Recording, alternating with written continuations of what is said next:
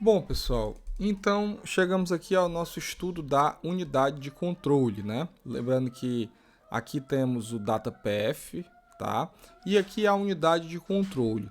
O que a unidade de controle faz? Ela gera os sinais que vão determinar qual instrução será executada pelo DataPath, né?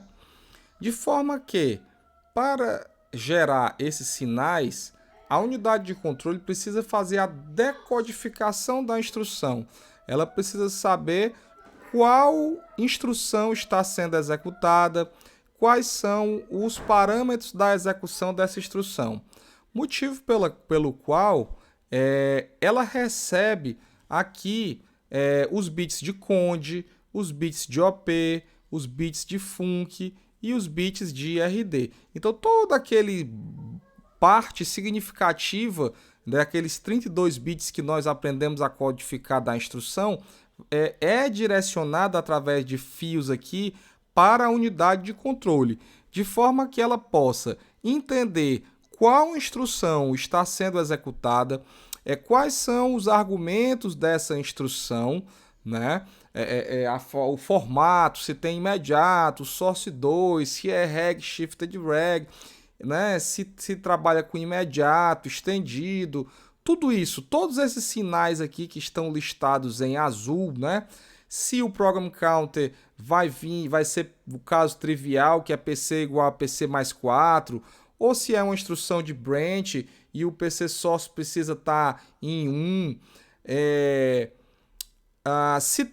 Se o write back vai fazer escrita aqui na terceira porta do register file, né? Então ele comanda o WE3, ele comanda a unidade lógica aritmética, comanda esses três multiplexadores, comanda a escrita na memória, comanda esse quarto multiplexador. Então tudo isso é comandado pela unidade de controle, né? Além disso, ele também recebe como entrada as flags também, né? Olha, aqui é uma saída da unidade lógica aritmética, né?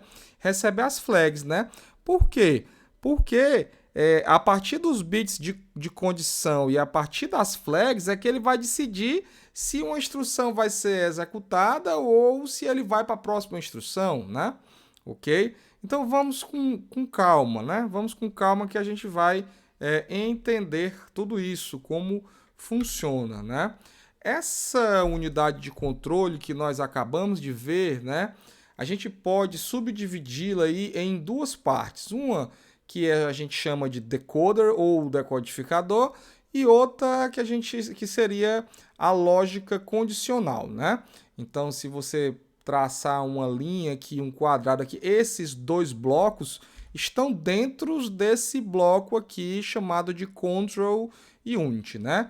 Então essas entradas aqui são as mesmas que a gente vê aqui, olha, são as mesmas entradas, 5 entradas, ó, incluindo as flags, né? Vocês podem parar, voltar o vídeo direitinho. Essas mesmas entradas a gente vê aqui, né? E essas mesmas saídas que a gente vê aqui também, né? Então, se a gente der um zoom dentro da unidade de controle, a gente encontra duas outras unidades, a unidade de decodificação e a unidade de lógica condicional, tá? Então, vamos estudar inicialmente essa unidade aqui de decodificação, ok? Chamada aí o decoder, né? Esses sinais aqui que nós visualizamos aqui, né, o ment-reg, o alu source, imm source, reg source e alu control, né, eles são enviados diretamente para o DataPath, ok? São enviados diretamente para o DataPath. Porém, estes sinais aqui, o PCS, o regw e o menw, antes que eles possam ser enviados para o DataPath, né, eles passam por um processamento aqui no bloco de lógica condicional, ok? E se transformam em PC source, regwrite, mainwrite, que esses sim são enviados para o DataPath. Basta a gente ver aqui, olha, PC source, isso, main to reg e main write, é isso, exatamente, tá vendo? Ó?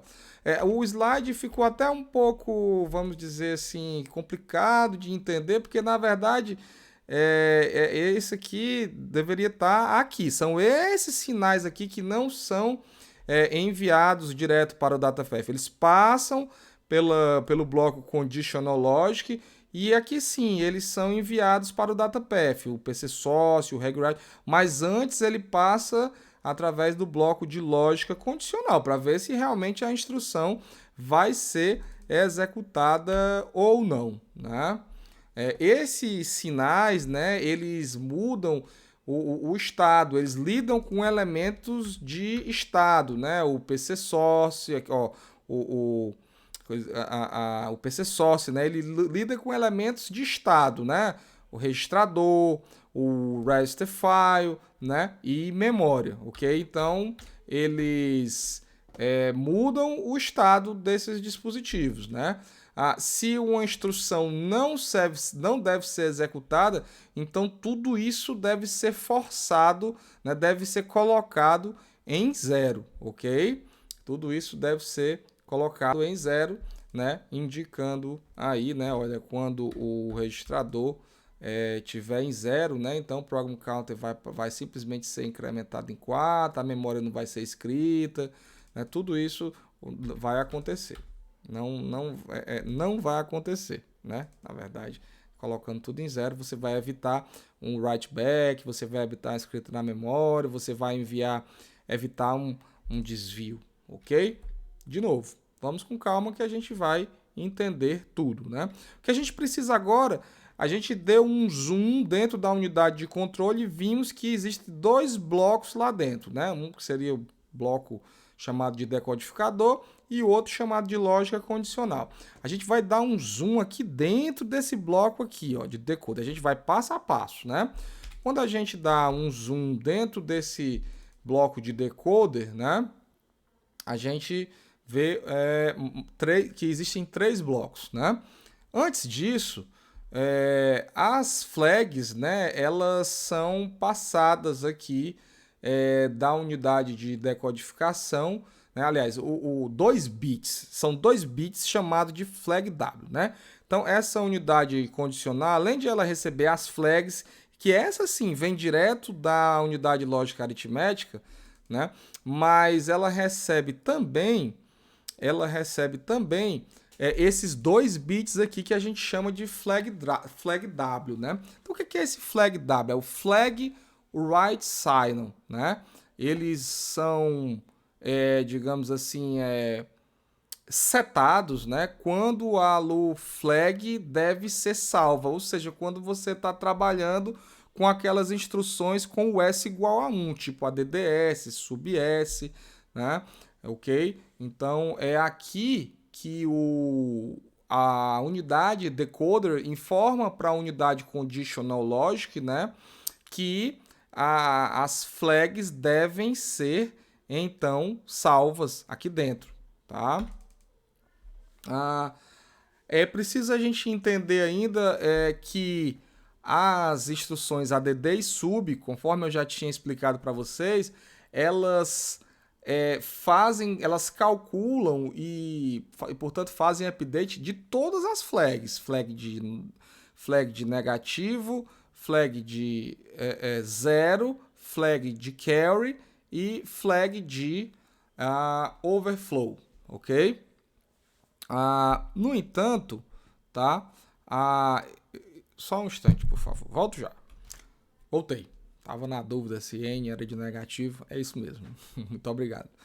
Então, negativo, zero, carry e overflow. Então, todos esses bits aqui, essas flags são atualizadas por ADD e SUB, né? Porém, quando se trata de operações do tipo AND OR, apenas N e Z são atualizadas, porque as flags de carry e overflow não fazem, então, sentido, ok? De forma que, quando o flag W1, né, são 2 bits aqui, tá? São 2 bits aqui, né? Quando o decoder percebe que se trata de uma instrução de ADD e SUB, né, ele vai colocar os dois bits da flag W, tanto o bit 0 como o bit 1, ambos em 1, para que os 4 bits sejam salvos, né? No entanto, quando a unidade decoder percebe que se trata de uma instrução AND ou de uma instrução OR, tá? Ela vai colocar o bit mais significativo de flag W, ou seja, o bit 1 em 1.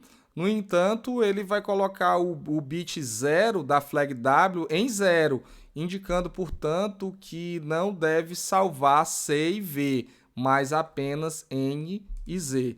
Tudo isso é hardware, pessoal. Tudo isso é hardware. É feito através de tabelas verdade, equações booleanas, conforme vocês já estudaram, ok?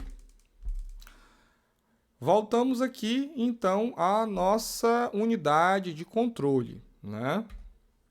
E a gente vai, como eu tinha falado para vocês, dar foco, então, aqui na unidade decoder, né? Por enquanto, apagamos temporariamente ali a conditional logic, né?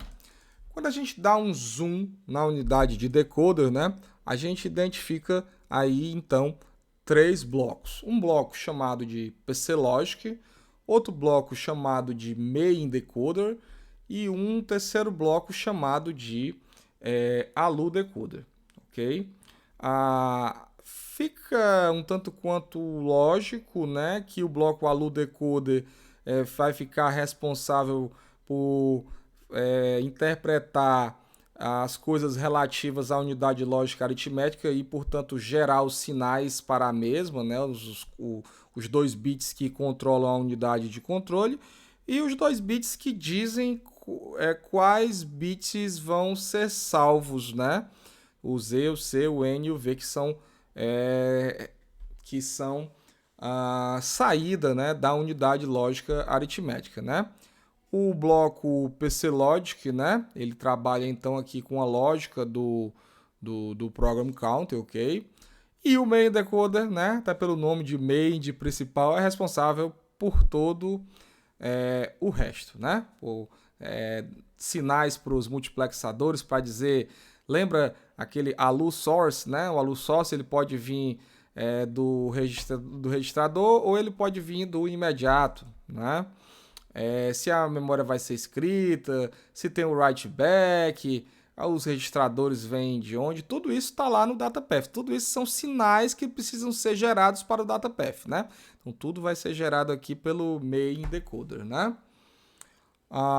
Vamos então estudar, né, agora cada um desses blocos separados, ok?